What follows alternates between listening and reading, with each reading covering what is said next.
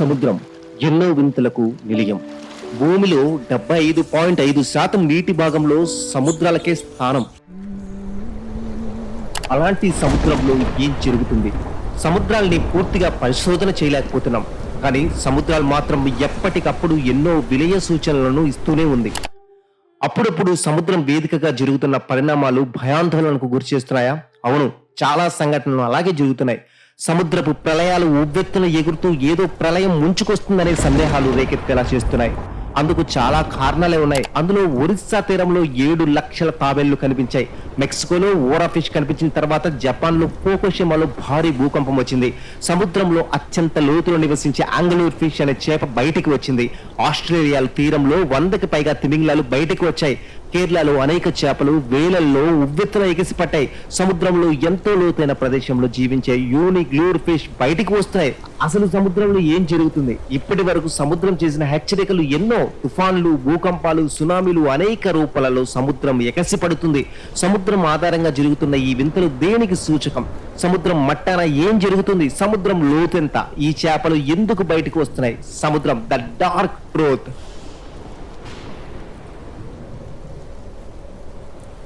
మీరు ఎప్పుడైనా ఆలోచించారా, ఈ సముద్రం నుండి ఎందుకనో చేపలు 21వ శతాబ్దంలో ప్రతి చోట ఎందుకంత ఎక్కువగా వస్తున్నాయి? ఇవి కేవలం సహజంగా జరిగే పరిణామాలు, లేదా ఏదైనా ప్రకృతి వైపరీత్యమా, లేదా ప్రళయంలో భాగమా?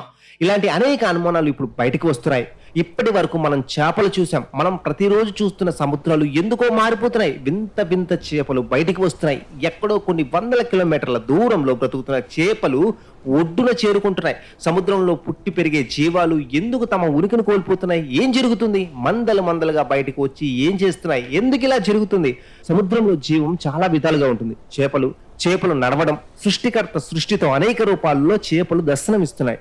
మనం ఇంకా ఇప్పటికీ తెలుసుకోలేని, చూడని చేపలు, జీవాలు ఇంకా సముద్రంలో ఉన్నాయి. అవును, మీరు సరిగ్గా వింటున్నారు.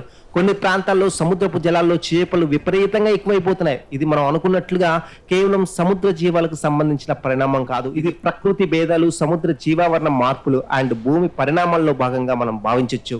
సముద్రంలో చేపలు వివిధ జీవరాశులు కంటికి కనిపించే అందం మాత్రమే కాదు, వాటిలో జరిగే మార్పులు ప్రకృతి విధ్వంసానికి ఆద్యం అని చెప్పుకోవచ్చు. మనం ఒక దగ్గర బ్రతుకుతూ ఉంటాం. మనిషి తమ జీవం విధానంలో చిన్న మార్పులు తట్టుకోలేక అనేక విధాలుగా తిరగడం మనం చూస్తూ ఉంటాం. అలాంటిది జీవరాశుల పరిస్థితి ఏంటి? అంత సులభంగా తమ ఉనికిని కాదు అనుకుని ఏ జీవరాశి ఉన్న స్థానాన్ని వీడి వెళ్ళదు. ఇప్పుడు చూస్తున్న పరిస్థితులు చాలా భిన్నంగా ఉన్నాయి. మహాసముద్ర గర్భంలో నివసించే అత్యంత అరుదైన 2 రకాల చేపలు ఇటీవల వేరు ప్రాంతాల్లో ఉపరితలంపై కనిపించాయి. అందులో ఒకటి ఒడ్డుకు చేరి చనిపోక, మరొకటి తక్కువ లోతులోని సముద్ర పరిశోధకులకు కనిపించింది. కాక ఇలాంటి చేపలు కనిపించడం ప్రకృతి వైపరీత్యాలకు దారితీస్తుందని జపనీయులు నమ్ముతున్నారు. గతంలో వచ్చిన సునామీకి కొద్ది నెలల ముందు ఇవి కనిపించాయని చెప్తున్నారు. కానీ శాస్త్రవేత్తలు ఏమంటున్నారో ఒకసారి తెలుసుకుందాం. పసిఫిక్ మహాసముద్రంలోని మెరియానా ట్రెంచ్ లోతు దాదాపు 10,984 మీటర్లు, అంటే దాదాపు 11 కిలోమీటర్లు. ఎవరెస్ట్ శిఖరాన్ని అడుగు భాగం నుంచి పెకిలించి ఇక్కడ వేస్తే అది 2 కిలోమీటర్ల సముద్ర జలాలను లోతున మునిగిపోతుంది. సూర్యకిరణాలు సముద్రంలోకి 1000 మీటర్ల లోతుకు మాత్రమే ప్రసరించగలవు. వాస్తవానికి 200 మీటర్ల లోతు నుంచి వెలుగు క్షీణిస్తుంది. అయితే black sea devil, angler fish, doomsday లాంటి అనేక రకాల చేపలు మహాసముద్రాల లోతులో జీవిస్తుంటాయి. ఇవి సముద్ర ఉపరితలంపైకి రావడం అత్యంత అరుదైన విషయం కాగా, ఇటీవల వేర్వేరు ప్రాంతాల్లో ఈ 2 రకాల చేపలు సముద్ర ఉపరితలంపై కనిపించడంపై పలు ఊహాగానాలు ప్రచారంలోకి వస్తున్నాయి. రిబ్బన్ ఆకారంలో పొడవైన శరీరం, మెరిసే పులుసులు కలిగిన డూమ్స్డే ఫిష్ అనే లోతైన సముద్రపు జీవి తాజాగా మెక్సికోలోని బాజా కాలిఫోర్నియా తీరానికి కొట్టుకుని వచ్చింది. యాంగ్లర్ ఫిష్ అనే మరో చేప 15 రోజుల కిందట ఆఫ్రికా వాయువ్య భాగంలోని టెనెరిఫేలో సముద్ర ఉపరితల జలాల్లో కనిపించింది. ఆశ్చర్యంలో ముంచెత్తింది. సూర్యకాంతి చేరని ప్రదేశంలో జీవించే ఈ జీవులు సముద్ర ఉపరితలంపై కనిపించడంపై పలు ఊహాగానాలు ప్రచారంలోకి వచ్చాయి. జపనీయులు జానపద కథల్లో డూమ్స్డే ఓర్ ఫిష్ కు ట్యూగోనోసుకై లేదా సముద్ర దేవుడి ప్యాలెస్ దూత అనే పేరుంది. ఓర్ ఫిష్ పైకి రావడం భవిష్యత్తులో ప్రకృతి వైపరీత్యాలకు సూచనని వెల్లడిస్తుంది. 2011లో జపాన్లోని బీచ్లలో అనేక ఓర్ ఫిష్లు కొట్టుకువచ్చాయి. ఆ తర్వాత కొద్ది నెలలకే టోహోకు విధ్వంసక సునామీ ముంచెత్తింది. 2017 ఆగస్టులో ఫిలిప్పీన్స్ లోని లుజోన్ ద్వీపంలో 6.6 తీవ్రతతో భూకంపం సంభవించడానికి కేవలం ఒక రోజు ముందు డూమ్స్డే ఓవర్ ఫిష్లు ఒడ్డుకు కొట్టుకోవచ్చాయి. అంతకు ముందు 2013లో కాలిఫోర్నియా బీచ్లలో 2 ఓవర్ ఫిష్లు కనిపించినా ఆ తర్వాత ఎలాంటి విపత్తు రాలేదు. అందుకే ప్రకృతి వైపరీత్యాలకు వీటికి మధ్య సంబంధాన్ని ధృవీకరించే శాస్త్రీయ ఆధారాలైతే లేవు.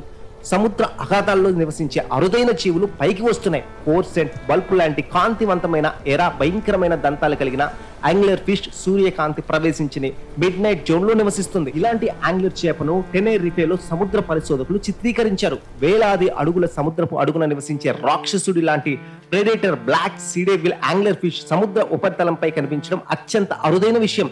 ఈ చేపను మనం ఫైండింగ్ నేమో యానిమేటెడ్ సినిమాలో చూపించడం తెలిసిందే.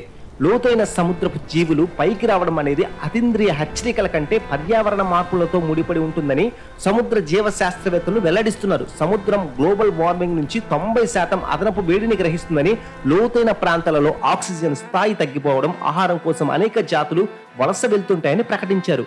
నీటి అడుగున భూకంప కార్యకలాపాలు జరుగుతూ ఉంటాయని, గ్యాస్ బుడగలు, ఎలక్ట్రోస్టాటిక్ ఛార్జీలు లేదా హైడ్రోజన్ పెరాక్సైడ్ వంటి విషపూరిత సమ్మేళనాలు విడుదలవుతూ ఉంటాయని కొంతమంది పరిశోధకులు పేర్కొంటున్నారు.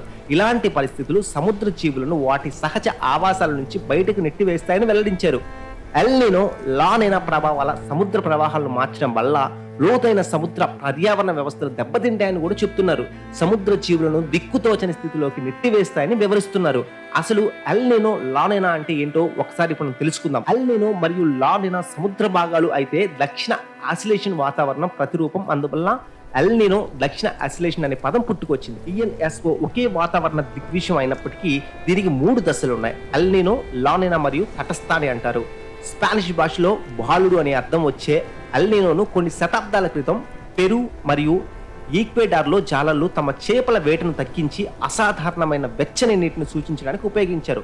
ఎల్ నినోకు వ్యతిరేకంలా నినా, దీని అర్థం చిన్న అమ్మాయి, మరియు అదే ప్రాంతంలో సముద్ర ఉపరితల ఉష్ణోగ్రతలకు పెద్ద ఎత్తున చల్లబడడం, వాతావరణ పరిస్థితుల్లో మార్పును సూచిస్తుంది. INSO పరిస్థితుల పర్యవేక్షణ మరియు దృక్పథం ప్రధానంగా భూమధ్యరేఖ పసిఫిక్ లోని 4 భౌగోళిక ప్రాంతాలలో ముందుగా నిర్వచించిన పరిమితులను మించి సముద్ర ఉపరితల ఉష్ణోగ్రతలు, క్రమరాహిత్యాలు ఆధారంగా ఉంటాయి. వీటిని 30 సంవత్సరాల బేస్ కాలానికి సంబంధించి లెక్కించబడతాయి. ఇచ్చిన పరిమితికి మించి సానుకూల అసెస్టీ క్రమరాహిత్యాలు సాధారణంగా ఎల్ నినోని సూచిస్తాయి. దీనికి ఫలితంగా తూర్పు గాలులు బలహీనపడతాయి. ప్రతికూల క్రమరాహిత్యాలు నినాతో INSO చల్లని దశతో సంబంధం కలిగి ఉంటాయి. అంటే తటస్థ దశలో ఉష్ణమండల పసిఫిక్ ఎస్ఎస్టీ సాధారణంగా సగటుకు దగ్గరగా ఉంటాయి. ఎల్ నినో మరియు లా నినా సాధారణంగా ఉత్తర అర్ధగోళంలో వసంత వేసవిలో అభివృద్ధి చెందుతాయి మరియు శీతాకాలంలో గరిష్టంగా ఉంటాయి. INSO వెచ్చని దశ నుండి తటస్థ లేదా చల్లని పరిస్థితుల మధ్య డోలనం సగటున ప్రతి 3 నుండి 5 సంవత్సరాలకు సంభవిస్తుంది. అలాగే 2 నుండి 7 సంవత్సరాల వరకు ఉంటుంది. ఎల్ నినో 18 నెలల వరకు మరియు లా నినా 3 సంవత్సరాల వరకు ఉంటుంది. చివరి బహుళ సంవత్సరాల నినా సంఘటన సెప్టెంబర్ 2020లో ప్రారంభమై 2023 ప్రారంభంలో కొనసాగింది. 21వ శతాబ్దపు మొదటి ట్రిపుల్ డిప్ లా నినా. ఇప్పుడు తిరిగి మన టాపిక్ లోకి వెళ్తే, ప్రమాదవశత్తు లేదా శక్తివంతమైన ప్రవాహాలు లేదా అనారోగ్యం కారణంగా అరుదైన జీవులు సముద్రం ఉపరితలంపై కనిపించి ఉంటాయని చాలా మంది శాస్త్రవేత్తలు వెల్లడిస్తున్నారు. జపాన్ లో ఓవర్ ఫిష్ కనిపించడానికి భూకంపాల మధ్య ఎటువంటి సంబంధం లేదని 2019లో bulletin of the seismological society of America జరిపిన అధ్యయనం స్పష్టం చేసింది. సముద్ర లోతుల్లోని జీవులు ఉపరితలంపైకి రావడం లేదా చనిపోయి ఒడ్డుకు చేరడం సహజమే. అయినా శాస్త్రవేత్తలు సైతం కొన్ని ప్రశ్నలు లేవనెత్తుతున్నారు. జానపద కథల్లో ఉన్న ప్రచారాన్ని కొట్టివేస్తూనే లోతైన సముద్రపు జీవులు ఉపరితలంపై కనిపించడం చెడు సంకేతమని వారు అంగీకరిస్తున్నారు. కారణం ఏదైనా సముద్రంలో ఏదో మార్పులు వస్తున్నాయనే విషయాన్ని ఈ జీవులు హెచ్చరిస్తున్నారని చెప్తున్నారు. వీటిని ఎలా అర్థం చేసుకోవాలి? అడవుల్లో ఉండాల్సిన పులులు జనవాసాల్లోకి రావడం ఏం సూచిస్తుంది? ఎలుగుబంట్లు తరచూ నగరాల్లో కనిపించడాన్ని ఎలా అర్థం చేసుకోవాలి? ఏనుగుల మందలు పంట పొలాల్లోకి రావడాన్ని ఏ కోణంలో చూడాలి అనే ప్రశ్నలకు సమాధానం ఉంటే, సముద్రం లోతుల్లో ఉన్న జంతువులు ఉపరితలంపైకి రావడం వెనుకున్న కారణం అర్థం చేసుకోవడం కష్టమేమి కాదు. సముద్ర గర్భంలో ఏదో జరిగితే తప్ప లోతైన జీవులు ఉపరితలంపైకి రావు. అది వాతావరణ మార్పు కావచ్చు లేదా భూకంపాలైనా కావచ్చు అని మరికొందరు వాదిస్తున్నారు.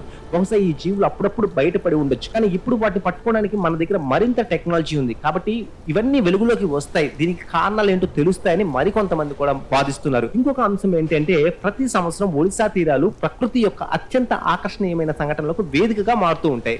ఆలివ్ రిడ్లీ సముద్ర తాబేళ్ల సామూహిక గూడు, దీనిని ఆరిబాడా అని కూడా పిలుస్తారు. ఈ సంవత్సరం రికార్డు స్థాయిలో 6.82 లక్షల తాబేళ్లు ఋషికుల్య రోకర్ని అలంకరించాయి.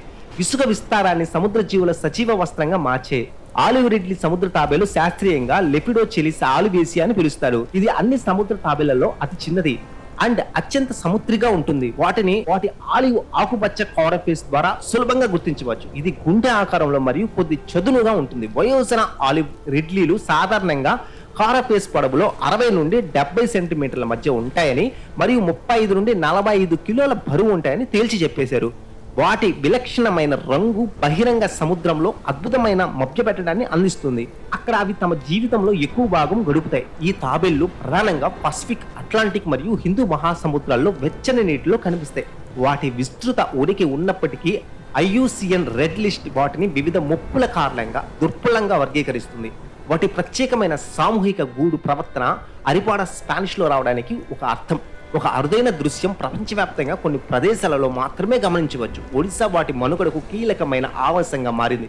ఒడిశా తీరాలకు తాబేళ్ల ప్రయాణం సహజ ప్రవృత్తిని అద్భుతంగా ప్రదర్శిస్తుంది. సముద్రంలో తమ జీవితాలను గడిపిన తర్వాత ఈ సముద్ర సరీసృపాలు తమ జాతిని శాశ్వతం చేసుకోవాలనే సహజమైన కోరికతో అవి గుడ్లు పెట్టిన బీచ్లకు తిరిగి వస్తాయి.